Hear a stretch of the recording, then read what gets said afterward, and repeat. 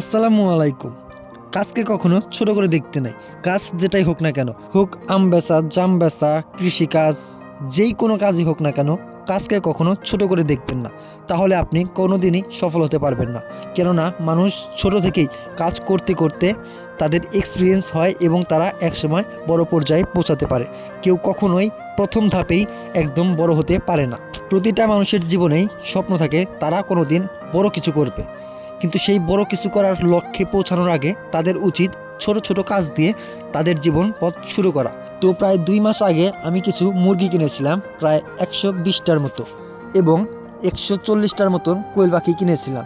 তো আলহামদুলিল্লাহ আজ দেখতে দেখতে কোয়েল পাখিগুলো অনেক বড় হয়ে গেছে এবং কোয়েল পাখিগুলো ডিম দিতে শুরু করেছে। তো অনেক দিনের ইচ্ছে ছিল যে একটি ইনকিউবেটর মেশিনের মাধ্যমে ডিম ফুটিয়ে কিভাবে বাচ্চা বের করতে হয়।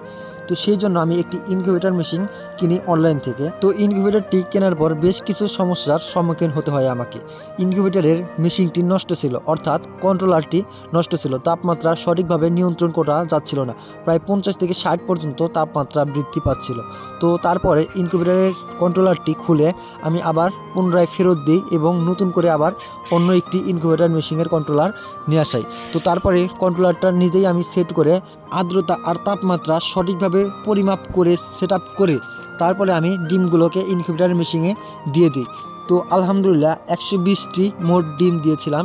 তার মধ্যে 80টার মতো কোয়েল পাখির ডিম এবং 40টার মতো মুরগির ডিম ছিল। তো কোয়েল পাখির ডিমগুলো শিওর বীজ ডিম নিশ্চিত হলেও মুরগির ডিমগুলো শিওর বীজ ডিম কিনা এতে আমার অনেক সন্দেহ হচ্ছিল, কেননা মুরগির ডিমগুলো বেশ কয়েকদিন ধরেই ঘরে পড়েছিল।